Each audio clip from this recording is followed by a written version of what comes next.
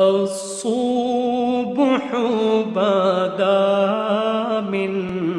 طلعته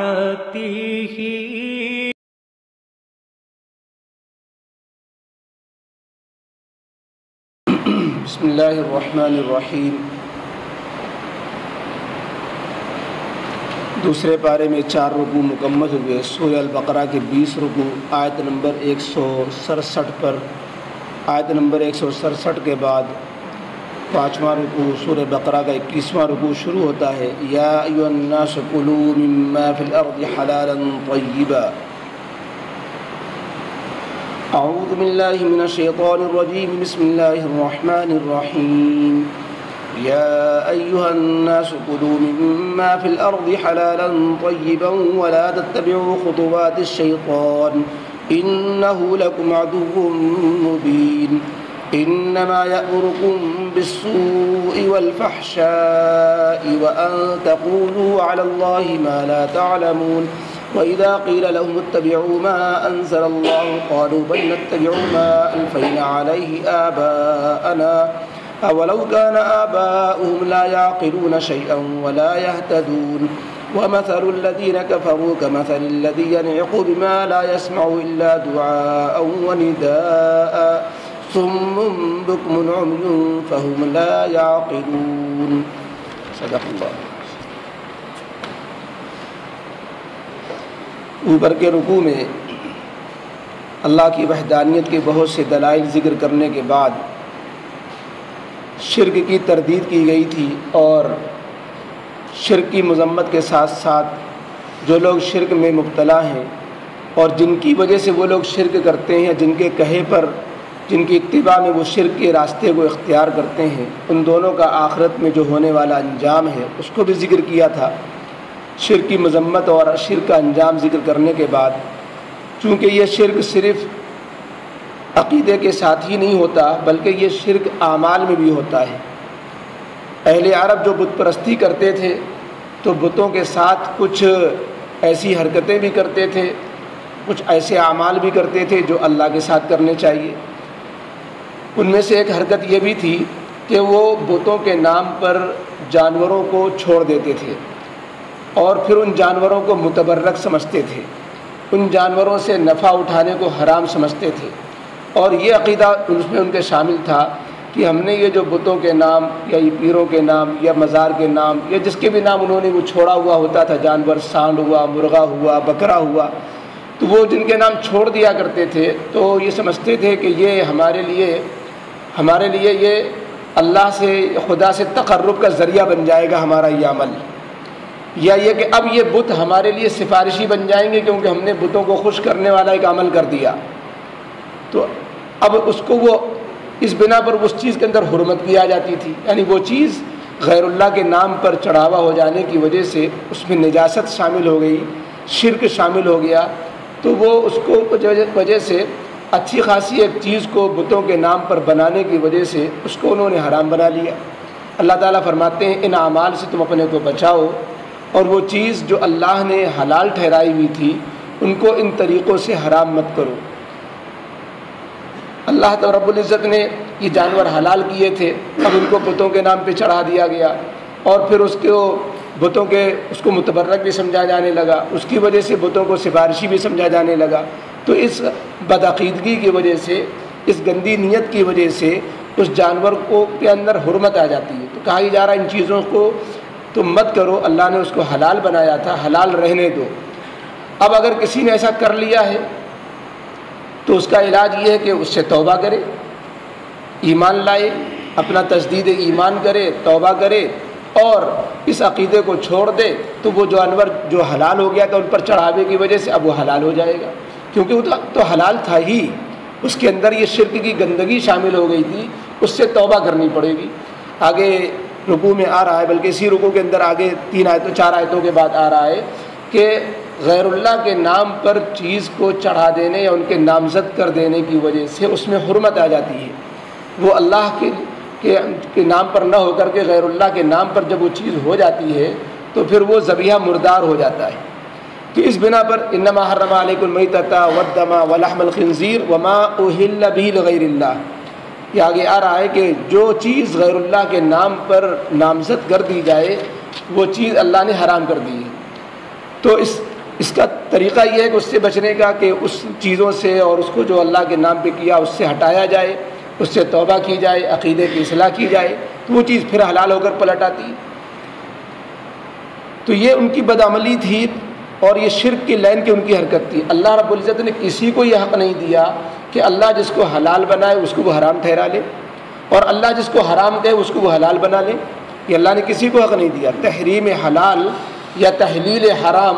حرام کو حلال کر دینا یا جو ہے حلال کو حرام کر دینا، یہ حق تو اللہ رب العزت نے نبی کریم علیہ الصلوۃ والسلام سے فرمایا، یا ایھا النبی لم تحرم ما احل اللہ لک، اللہ جو چیز آپ کے لیے حلال نازل فرمائے اس کو آپ بھی حرام نہیں کر سکتے، اللہ کے نازل کیے ہوئے کو کوئی حرام نہیں کر سکتا۔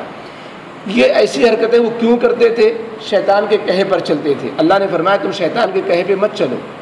شیطان کے نقش قدم پر مت چلو۔ شیطان تو تمہیں چاہتا ہی ہے کہ جو انجام اس کا ہے وہ انجام تمہارا ہو جائے۔ شیطان کو خوب پتہ ہے اپنا انجام، مجھے دوزخ میں جانا ہے، تو سوچتا ہے کہ اپنے ساتھ جتنے زیادہ ساتھی بنا لے۔ وہ انسانوں کو لقمہ بناتا ہے، انسانوں کو گمراہ کرتا ہے، ان کو جو ہے بت پرستی سکھلاتا ہے، ان کو گناہوں کی دعوت دیتا ہے۔ حضرت عبداللہ بن مسعود رضی اللہ تعالیٰ عنہ کی حدیث میں ہے کہ ہر انسان پر ایک شیطان کا الہام و اثر ہوتا ہے، اور ایک طرف ایک فرشتے کا الہام و اثر ہوتا ہے۔ شیطان اس کو برائیوں کی دعوت دیتا ہے اور اس کے دل میں برائیاں پیدا کرتا ہے، یہی شیطان کا حکم دینا ہے، جس کو آیت میں کہا گیا کہ شیطان تمہیں برائی کا اور بے حیائی کا حکم دیتا ہے، تو وہ حکم کھلا ہوا نہیں ہوتا، وہ حکم الہام اور اثر اندازی اور وسوسے اندازی کی شکل میں ہوتا ہے۔ دلوں میں وہ مستقل جو ہے کچوکے ڈالتا ہے، جب انسان کو غفلت پاتا ہے کہ یہ برا کام کر لے، اس برے کام کے یہ فائدے، اس کے اندر یہ لذت، یہ مزہ، یہ جو ہے مصلحتیں، تو وہ گناہ کی مصلحتیں بتاتا ہے، گناہ میں فائدے، گناہ کو سجا کے پیش کرتا ہے۔ اور اس کے بالمقابل جو فرشتے کا اثر ہوتا ہے، وہ فرشتہ اچھی باتوں کا اعلان کرتا ہے کہ جو ہے نیک کام کر لے، برا کام مت کر، نیک کا انجام اچھا ہے، اللہ کو راضی رکھ، تو وہ اچھے کام سجاتا ہے، شیطان برے کام سجاتا ہے۔ اللہ نے فرمایا کہ دیکھو شیطان تمہارا کھلا ہوا دشمن ہے، جو چیز اللہ نے منع کر دی اب اس کے خلاف تم کو کتنا ہی مصلحتیں معلوم ہوں اور کتنا ہی تمہیں مزہ آئے اور کتنا ہی اس کے اندر تمہیں نفع نظر آئے، وہ شیطان کا حکم ہوگا، تم اس کی پیروی مت کرنا۔ کوئی اپنے دشمن کا کہنا مانا کرتا ہے، دشمن کوئی بھلی بات کہتا ہے تو بھی انسان کہتا ہے اس میں کچھ نہ کچھ راز پوشیدہ ہے۔ اگر کوئی آدمی دشمن اگر صحیح بات بھی کہہ رہا ہوتا ہے تو انسان دشمن کی بات میں 10 مرتبہ غور کرتا ہے تب اس کو مانا کرتا ہے۔ اللہ فرماتے ہیں شیطان تو انسان کا کھلا ہوا دشمن ہے، اس نے دشمنی کی قسمیں کھائی ہوئی ہیں، لہذا اس کے کہے پر تم کیسے چل سکتے ہو؟ جب شیطان نے ایک چیز کو حلال کیا، جب اللہ رب العزت نے ایک چیز کو حلال کیا ہوا ہے تو شیطانی طریقوں کے ذریعے اس چیز کو حرام مت ٹھہراؤ۔ شیطان تو تمہیں کہے گا ہی ایسی ایسی باتیں کہ تمہارے پاس اس کی کوئی سند نہیں۔ اب یہی چیز کہ تم نے اللہ کے نام، اللہ نے ایک چیز حلال بنائی اور اس کو تم نے بتوں کے نام پہ چڑھا کے حرام کر دیا، تو یہ بے سند ایک بات ہوئی۔ تو جو چیز جس کی اللہ نے کوئی سند نہیں نازل کی، تم ایسی باتیں اللہ کے بارے میں گڑھو اور یوں کہو کہ یہ چیز درست ہے اور یہ چیز حق ہے۔ ان مشرکین مکہ سے جب یہ باتیں سمجھائی جاتی تھیں تو وہ جھک کرتے اور ان سے کہا جاتا بھائی تم کیوں ایسا کر رہے ہو، یہ تو شیطانی کام ہے۔ تو وہ اپنی باتوں کی دلیل میں، اپنی باتوں کے جواز میں جو دلیلیں دیتے تھے تو سب سے بڑی دلیل ان کی ہوتی تھی کہ یہ ہمارے آبا و اجداد سے یہ چیز یوں ہی ہوتی چلی آ رہی ہے۔ گویا وہ آبائی تقلید اور وہ آبا و اجداد کی رسم کی پیروی اور آبا و اجداد سے چلے ہوئے رواج کو حجت و دلیل کے طور پر پیش کرتے تھے کہ اگر یہ چیز غلط ہوتی تو ہمارے آبا و اجداد کرتے چلے آ رہے تھے، تو یہ چیز اگر غلط ہوتی وہ کیسے کر رہے تھے؟ تو اللہ رب العزت نے اس کا یہ جواب دیا کہ آبا و اجداد سب صحیح نہیں ہوتے۔ آبا و اجداد کے اندر بھی دونوں قسم کے لوگ ہوتے ہیں۔ آبا و اجداد میں کچھ نیک راہ پہ چلنے والے ہوتے ہیں، آبا و اجداد میں کچھ غلط راستے پہ پڑے ہوئے ہوتے ہیں۔ انسانوں کے اندر گمراہ بھی ہوتے ہیں اور نیکوکار بھی ہوتے ہیں۔ تو یہ جس طرح موجودہ انسانوں کے اندر گمراہ اور نیک ہیں، ایسی پچھلے انسانوں کے اندر بھی اچھے اور برے گزرے ہیں۔ تو اب تمہیں اگر پیروی کرنی ہے تو ان کی کرو جنہوں نے عقل سے کام لیا اور عقل سے انہوں نے شرک کو چھوڑا، توحید کو اختیار کیا، یا وہ ہدایت یافتہ جو بندے تھے ان کو پکڑو، ان کی تقلید کرو، نہ یہ کہ تم ان کی پیروی کرو جنہوں نے نہ تو خود ہدایت پر تھے، نہ انہوں نے عقل کو صحیح استعمال کر کے ہدایت حاصل کرنے کی کوشش کی، شرک میں ڈوبے رہے، اسی حال میں مر کھپ گئے۔ تم نے ان کو نمونہ بنا لیا، ان آباء و اجداد کو نمونہ نہیں بنایا جو ہدایت پر تھے۔ جیسا کہ یوسف علیہ السلام نے کہا انی ترکت ملت قوم لا یؤمنون باللہ وهم بالآخرۃ کافرون واتبعت ملت آبائی ابراہیم و اسحاق، کہ میں ان آباء اجداد کی پیروی نہیں کرتا جنہوں نے آخرت کو فراموش کیا ہوا تھا اور کفر کی زندگی اختیار کر رہے تھے۔ واتبعت ملت آبائی ابراہیم و اسحاق، میں اپنے ان آباء و اجداد کی پیروی کرتا ہوں جو ابراہیم تھے، اسحاق علیہ السلام تھے، یعقوب علیہ السلام تھے۔ اس سے معلوم ہوا کہ مطلق آباء کی تقلید منع نہیں ہوتی، آباء و اجداد کی وہ تقلید جو عقل و ہدایت کے ساتھ ہو۔ قرآن نے بھی قید لگائی ہے کہ تم اگر کسی کی تقلید کر رہے ہو، کسی کی پیروی کر رہے ہو تو دو شرطیں پوری کر لو، ایک تو ہدایت کی شرط، اور دوسرے جو ہے عقل، اگر وہ ہدایت قرآن و حدیث میں صاف لفظوں میں نہیں ہے تو انہوں نے عقل کو حاصل کی، عقل کے ذریعے سے اس ہدایت تک پہنچے ہوں۔ کیونکہ دو طریقے ہوتے ہیں انسان کو دین پہ عمل کرنے کے، کہ دین کی جو باتیں کھلم کھلا ہیں تو اس کو تو بغیر کسی تقلید کے اس کو ماننا ہوتا ہے، بغیر کسی کی پیروی کو اس کے پر عمل کرنا ہوتا ہے، اور جو باتیں قرآن و حدیث میں صاف صاف نہیں ہوتی ہیں اس میں انسان کو حکم ہے کہ فاعتبروا یا اولی الابصار، اپنی عقل و نظر کے ذریعے سے حق کو حاصل کر کے اس پر عمل کرنے کی کوشش کرو۔ تو انہوں نے عقل و کے ذریعے سے جو قرآن و حدیث کی منشا کو سمجھنے کی کوشش کی، اس کے ذریعے مسائل کو اخذ کیا اور وہ مسائل مستنبط کیے جو مسائل قرآن و حدیث میں صاف لفظوں میں نہیں تھے، تو ان عقلی مسائل کے ذریعے سے ان پر عمل کرو۔ شریعت کے زیادہ تر مسائل وہ ہیں جو قرآن و حدیث میں صاف لفظوں میں نہیں ہیں لیکن اشاروں میں ہیں، اصول میں ہیں۔ کچھ ایسے اصول دے دیے گئے ہیں، کچھ ایسے قواعد و فارمولے دے دیے گئے ہیں کہ ان فارمولوں کی مدد سے اہل علم ہر زمانے میں قیامت تک جتنے بھی نئے مسائل دنیا میں پیش آتے رہیں سب کا حل ڈھونڈ نکالتے رہیں گے۔ نیا سے نیا مسئلہ آ جائے اس کا حل قرآن و حدیث سے نکل آئے گا۔ وہ قرآن و حدیثی کی پیروی کہلاتی ہے، وہ ان علماء کی پیروی نہیں کہلاتی ہے، کیونکہ استنباط کے معنی ہوتے ہیں، جو لغوی معنی ہوتے ہیں کہ زمین سے کھود کے پانی نکال لینا۔ تو پانی نکالنے کی وجہ سے وہ پانی بنانے والا نہیں ہوتا، وہ پانی تو پہلے سے موجود ہوتا ہے، پانی کو ڈھونڈنے والا ہوتا ہے۔ ایسے ہی علماء جو مسائل نکالتے ہیں وہ مسائل بناتے نہیں ہیں، وہ مسئلے تو موجود تھے قرآن و حدیث میں، انہوں نے ان کو ڈھونڈ نکالا۔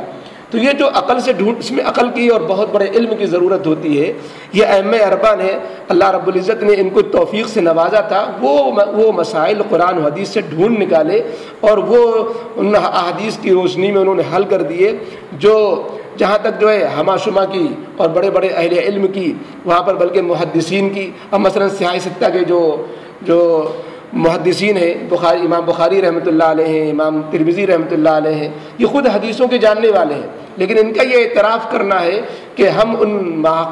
ان حقائق تک نہیں پہنچ سکے، اگرچہ ہم نے حدیث کے الفاظ کا ذخیرہ تو جمع کر دیا، لیکن ان حدیث کے الفاظ سے جو موتی نکالنے ہیں ان ائمہ اربعہ نے، اس کے ہم بھی محتاج ہیں۔ چنانچہ اکثر حدیث کی کتابوں کے مصنف یا تو حنبلی ہیں یا شافعی ہیں یا حنفی ہیں یا مالکی ہیں، وہ چار اماموں سے باہر نہیں ہیں، الا یہ کہ بعض وہ ہیں جو خود مجتہد ہیں، امام حنیفہ کے درجے کو پہنچے ہوئے ہیں۔ دوبارہ یہ بات ضمناً آئی، وہ اس لیے آ گئی کہ بعض دفعہ اس آیت کو جس میں قرآن نے کہا ہے کہ تم آبا و اجداد کی تقلید کرتے ہو حالانکہ وہ نہ عقل رکھتے تھے نہ وہ ہدایت پر تھے، تو اس کو بعض دفعہ تقلید کے خلاف پیش کر دیتے ہیں، ائمہ اربعہ کی تقلید کے خلاف اس آیت کو پیش کر دیا جاتا ہے۔ تو اس کا جواب کی طرف ہم نے اشارہ کیا کہ قرآن نے خود انہی الفاظ سے تقلید کی ضرورت کو بھی ثابت کر دیا ہے۔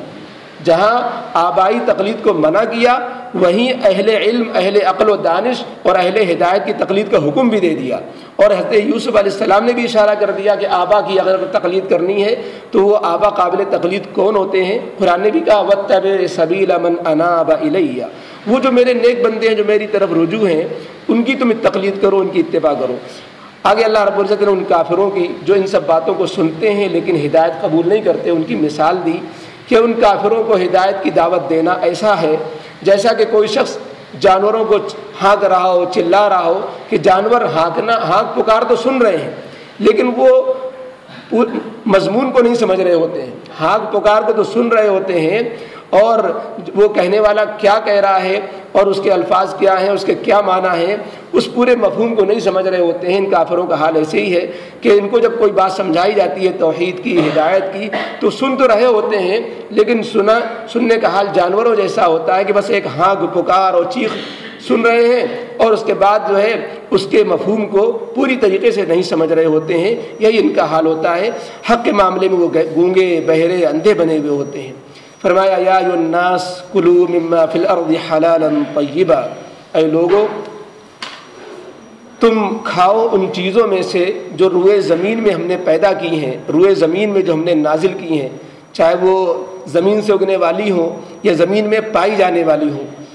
چنانچہ جن پس منظر میں یہ آیت آئی ہے وہ جانوروں سے متعلق ہے کہ اے انسانوں تم کھاؤ ان چیزوں میں سے جو روئے زمین میں ہیں، اس حال میں کہ اللہ نے ان کو حلال بنایا، پاکیزہ بنایا۔ حلال، یہ حلال کے لغوی معنی آتے ہیں گرہ کھول دینا۔ شریعت نے جس چیز کو حلال کر دیا گویا بندش کی گرہ کھول دی اور وہ چیز حلال ہو گئی۔ طیب کے معنی آتے ہیں پاکیزہ ہونا۔ یہاں پر مراد ہے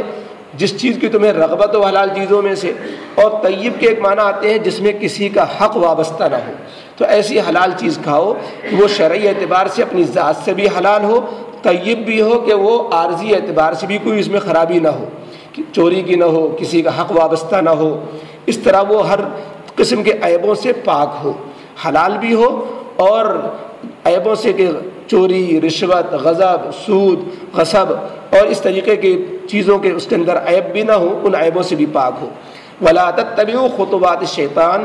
اور حلال و حرام کے معاملے میں شیطان کے راستے پہ مت چلو، شیطان کے قدم بقدم مت چلو، إِنَّهُ لَكُمْ عَدُوٌّ مُّبِينٌ، کیونکہ وہ تو تمہارا کھلا ہوا دشمن ہے، اس نے تو قسمیں کھائی ہوئی ہے تمہیں گمراہ کرنے کی۔ إِنَّمَا يَأْمُرُكُم بِالسُّوءِ وَالْفَحْشَاءِ، شیطان تو تمہیں یہی حکم دے گا